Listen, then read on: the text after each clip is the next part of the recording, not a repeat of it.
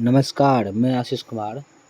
आज हम लोग मैट्रिक बोर्ड परीक्षा 2025 के लिए इतिहास का चैप्टर 1 है जिसका नाम है यूरोप में राष्ट्रवाद। उसके कुछ महत्वपूर्ण प्रश्नों को देखेंगे, ऑब्जेक्टिव प्रश्नों को देखते हैं जो कि संभावित प्रश्न है 2025 के लिए। ये पूछा जा सकता है यहाँ से क्वेश्चन। ठीक है, तो चलिए शुरू करते हैं हम लोग बिना किसी देरी किए हुए। चलिए, तो पहला क्वेश्चन हमारा आ रहा है। देखिए, पहला क्वेश्चन आ गया। क्वेश्चन क्या कर रहा है, पढ़ेंगे क्वेश्चन को ध्यान से आप लोग। पहला क्वेश्चन है 1871 में कौन सी संधि हुई थी? क्या पेरिस की संधि हुई थी, फ्रैंकफर्ट की, वियना कांग्रेस की, या इनमें से कोई नहीं? तो इसका जो सही उत्तर हो जाएगा वो हो जाएगा option number B. Option number क्या हो जाएगा? बी। ये फ्रैंकफर्ट की संधि हुई थी। कौन सी संधि हुई थी? ये फ्रैंकफर्ट की संधि हुई थी। ऑप्शन नंबर क्या हो जाएगा? बी हो जाएगा। क्लियर है? चलिए चलते हैं नेक्स्ट क्वेश्चन की ओर। अगला हमारा क्वेश्चन है, अगला क्वेश्चन है, ये क्वेश्चन क्या कर रहा है, देखिए पढ़ेंगे क्वेश्चन को। क्वेश्चन है हमारा कि 1830 की क्रांति के बाद फ्रांस में किस प्रकार का शासन स्थापित हुआ? क्या संवैधानिक राजतंत्र, या संघीय शासन व्यवस्था, या अधिनायकवाद, या गणराज? यदि आप लोग इसका आंसर पता होगा तो आप लोग भी कमेंट कीजिएगा। चलिए हम बताते हैं। इसका जो सही उत्तर होगा वो हो जाएगा option number D. Option number क्या हो जाएगा? डी हो जाएगा, गणराज्य। इसका आंसर क्या हो जाएगा? गणराज्य हो जाएगा। क्लियर है? चलिए, 1830 की क्रांति के बाद फ्रांस में किस प्रकार का शासन स्थापित हुआ था? तो गणराज्य हुआ था। चलिए नेक्स्ट क्वेश्चन पर हम लोग चलते हैं। अगला हमारा क्वेश्चन है, कर रहा है क्वेश्चन कि जर्मनी के एकीकरण के लिए कौन उत्तरदायी था? जर्मनी का एकीकरण हुआ तो उसके लिए कौन उत्तरदायी था? क्या वो बिस्मार्क थे, काउंट काबूल? यहाँ काबुल गलती लिखा गया है, यहाँ काउंट काबूल होगा, रो होगा यहाँ पर। ठीक है, काउंट काबूल। क्या वो मेजनी, या फिर वो गेरिबाल्डी? कौन थे चारों में से? तो इसका जो सही उत्तर हो जाएगा वो हो जाएगा option number A. Option number क्या हो जाएगा? ए, बिस्मार्क। तो जर्मनी के एकीकरण के लिए उत्तरदायी कौन था? तो बिस्मार्क था। ये क्लियर है? चलिए चलते हैं नेक्स्ट क्वेश्चन की ओर। अगला हमारा क्वेश्चन है, अगला हमारा क्वेश्चन है कि फ्रैंकफर्ट की संधि किस वर्ष हुई थी? वही क्वेश्चन जो ऊपर पढ़े थे उसी का उल्टा पूछ दिया है। क्या 1864 में हुआ था, 1866 में, 1870 में, 1871 में? कब हुआ था? इसका जो सही उत्तर हो जाएगा वो हो जाएगा ऑप्शन नंबर डी हो जाएगा। 1871 में हुआ था फ्रैंकफर्ट का संधि। कब हुआ था? 1871 में। सॉरी। चलिए अगला क्वेश्चन, अगला क्वेश्चन हमारा है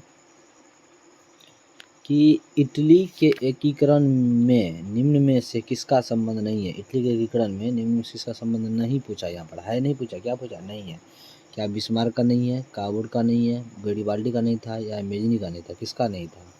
तो इसका जो सही उत्तर हो जाएगा वो हो जाएगा option number A. Option number क्या हो जाएगा?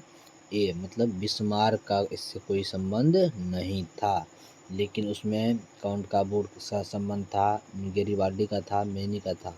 आपसे ये क्वेश्चन पूछ सकता है अगला क्वेश्चन उल्टा करके कि निम्नलिखित में से किसका संबंध इटली के एकीकरण से है? ऑप्शन में 3 को नहीं दे देगा और एगो कोई दे देगा। इसमें से तीनों को आप याद रखेंगे। काबूल का संबंध था, गेरिबाल्डी का था, मेजनी का नहीं था। लेकिन क्वेश्चन के अनुसार इटली के एकीकरण के निम्न में से किसका संबंध नहीं था? इसका हो जाएगा ऑप्शन नंबर ए, बिस्मार्क का संबंध नहीं था। ठीक है, चलिए चलते हैं अगले क्वेश्चन की ओर। ये सारा एक क्वेश्चन अनुकूल गलत हो जाएगा। ठीक है, चलिए नेक्स्ट क्वेश्चन। छठा हमारा क्वेश्चन है। छठा क्या कर रहा है, देखिए पढ़ेंगे क्वेश्चन को ध्यान से। छठा क्वेश्चन है कि इटली और जर्मनी के एकीकरण के विरुद्ध निम्न में कौन था? और इटली और जर्मनी का एकीकरण हो तो उसके विरुद्ध कौन था? क्या रूस थे, इंग्लैंड थे, प्रसा थे, या ऑस्ट्रिया थे? तो इसका जो सही उत्तर हो जाएगा वो क्या हो जाएगा? वो हो जाएगा ऑप्शन नंबर, इसका जो सही उत्तर होगा वो हो जाएगा ऑप्शन नंबर डी, ऑस्ट्रिया। इसका आंसर क्या होगा? ऑप्शन नंबर डी, ऑस्ट्रिया हो जाएगा। क्लियर है? चलिए चलते हैं नेक्स्ट क्वेश्चन की ओर।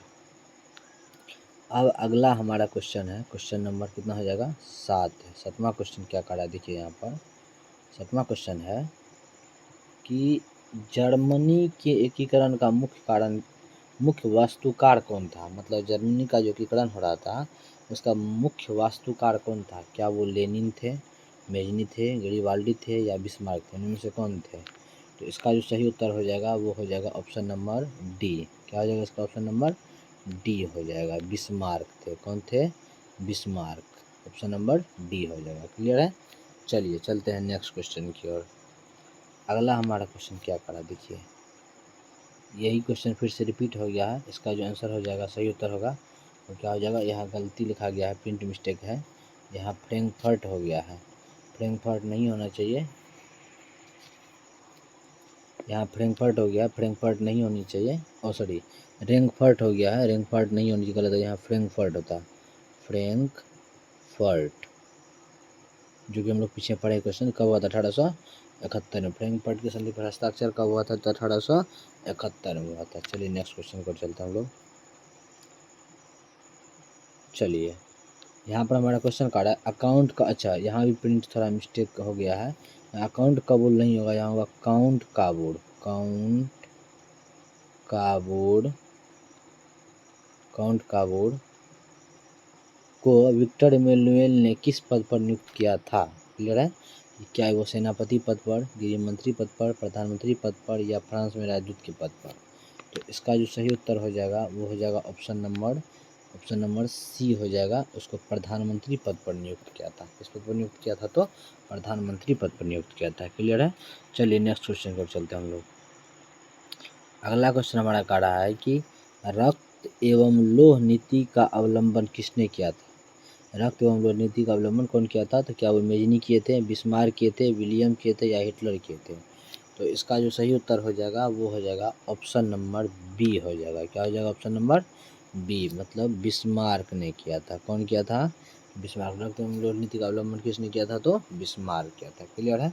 चलिए चलते हैं अगले क्वेश्चन की ओर। अगला क्वेश्चन हमारा है, अगला क्वेश्चन क्या कर रहा है देखिए, अगला क्वेश्चन हमारा कि टीपू सुल्तान कहाँ के शासक थे? टीपू सुल्तान शासक थे, मतलब ये हुआ कि टीपू सुल्तान कहाँ के शासक थे? क्या वो मैसूर के थे, कश्मीर के थे, शिमला के थे, इनमें से कोई नहीं? इसका जो राइट आंसर होगा या राइट जवाब होगा वो क्या हो जाएगा? ऑप्शन नंबर ए हो जाएगा इसका। मैसूर के थे। कहाँ के थे वो? मैसूर के थे। कहाँ के थे? मैसूर के थे। क्लियर है? चलिए चलते हैं अगले क्वेश्चन की ओर। अगला क्वेश्चन कह रहा है कि किस युद्ध के बाद जर्मनी का एकीकरण हुआ था? क्या वो सेडोन युद्ध था, क्रीमिया युद्ध था, वर्सा डेनमार्क युद्ध था, और सेडोवा युद्ध था? यहाँ सेडोवा होगा, प्रिंट मिस्टेक है, यहाँ ओ का होगा। सेडोवा युद्ध था। तो इसका जो सही उत्तर हो जाएगा वो क्या हो जाएगा? वो होगा ऑप्शन नंबर ए, सेडोन युद्ध। कौन सा हो जाएगा? ऑप्शन नंबर ए हो जाएगा इसका, सेडोन युद्ध हो जाएगा। क्लियर है? चलिए चलते हैं नेक्स्ट क्वेश्चन की ओर। अगला हमारा क्वेश्चन देखिए क्या कह रहा है कि गेरिबाल्डी जो थे वो पेशे से क्या थे? वो? क्या वो नाविक थे, सिपाही थे, जमींदार थे, या किसान थे? चलिए इसका जो सही उत्तर हो जाएगा वो हो जाएगा option number A. Option number क्या हो जाएगा? वो हो जाएगा ऑप्शन नंबर ए हो जाएगा, नाविक थे वो। क्या थे वो? पेशे से नाविक थे। क्लियर है? चलिए चलते हैं अगले क्वेश्चन की ओर। अगला क्वेश्चन हमारा कि जर्मन राइन राज्य का निर्माण किसने किया? जर्मन राइन राज्य का निर्माण किसने किया? क्या वो नेपोलियन बोनापार्ट थे, लुई 18वीं थे, बिस्मार्क थे, नेपोलियन 3 थे? तो इसका जो सही उत्तर हो जाएगा वो क्या हो जाएगा? वो हो जाएगा ऑप्शन नंबर ए हो जाएगा, वो नेपोलियन बोनापार्ट थे। कौन थे? नेपोलियन बोनापार्ट थे। ठीक है? चलिए जो जर्मन राइन राज्य का क्या था? निर्माण किया था। ठीक है? चलिए अगले क्वेश्चन पर हम लोग चलते हैं। अगला क्वेश्चन है हमारा कि सन 1870 में फ्रांस और प्रसा के बीच सन 1870 में फ्रांस और प्रसा के बीच युद्ध कहाँ हुआ था?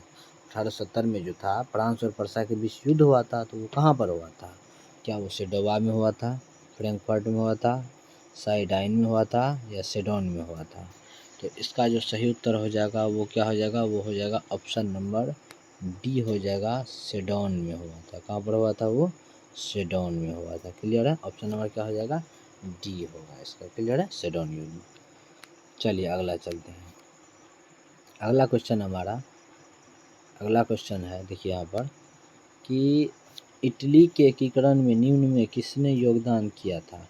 क्या मेजनी किया था, काउंट काबूर किया था, गैरीबाल्डी किया था, या नेपोलियन थ्री किया था? क्या हो जाएगा इसका आंसर? इसका जो आंसर होगा वो होगा, अच्छा यहाँ प्रिंट मिस्टेक है, यहाँ मेजनी है, गैरीबाल्डी है, काउंट काबूर है। तो इसका जो ऑप्शन नंबर डी होगा ये यहाँ पर नहीं होगा, यहाँ होना चाहिए इनमें से सभी। इनमें से क्या होना चाहिए? सभी होना चाहिए, इनमें से सभी। और इसका जो आंसर होगा वो हो जाएगा ऑप्शन नंबर डी, यही होगा इसका आंसर। क्लियर है ना? तो इसलिए क्योंकि उसमें इटली के एकीकरण में मेजनी का भी योगदान था, तुरंत हम ऊपर पढ़ा है, काउंट काबूर का भी योगदान था, गैरीबाल्डी का था, ये नहीं था। यहाँ इटली के एकीकरण में किसने योगदान किया था? ये चारों ऑप्शन सही होगा और तीनों ऑप्शन सही होगा, लेकिन ये चौथा गलत है। यहाँ ऑप्शन होना चाहिए इनमें से सभी।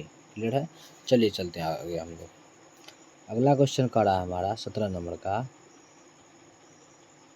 17 नंबर क्वेश्चन हमारा, देखिए 17 नंबर क्वेश्चन क्या पढ़ते हैं हम लोग। हरियाणा सम्मेलन कब हुआ था? अच्छा गलती, कुछ प्रिंट मिस्टेक हो जाता है, मैनेज कीजिएगा आप लोग थोड़ा सा।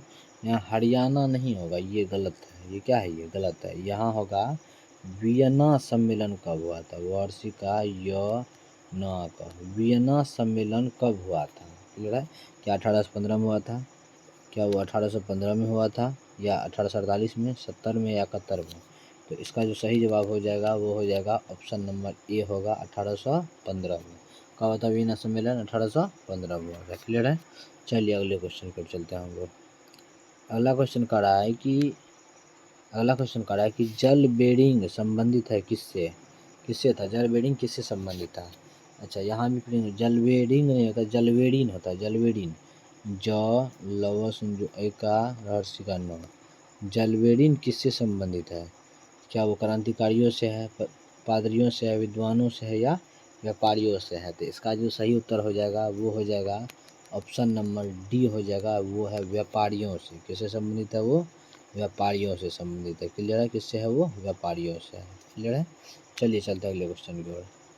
अगला जो 19 नंबर क्वेश्चन है, 19 नंबर क्वेश्चन है, ये क्या करा है देखिए, पढ़िए क्वेश्चन को पहले। क्वेश्चन करा है जेनेवा संधि कब हुआ था? क्या वो 1954 में हुआ था, 1952 में, 1950 में, या 1985 में?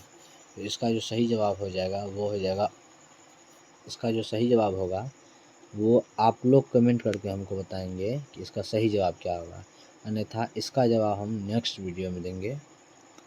वीडियो कैसा लगा कमेंट करके ज़रूर बताइएगा। अगर कुछ प्रॉब्लम हुआ होगा या समझने में या कुछ पूछने में तो आप लोग कमेंट ज़रूर कर सकते हैं। कमेंट को हम देखेंगे, उसके बाद जवाब देने की कोशिश करेंगे। वीडियो कैसा लगा कमेंट कीजिएगा। आज के लिए इतना ही, मिलते हैं नेक्स्ट वीडियो में। धन्यवाद।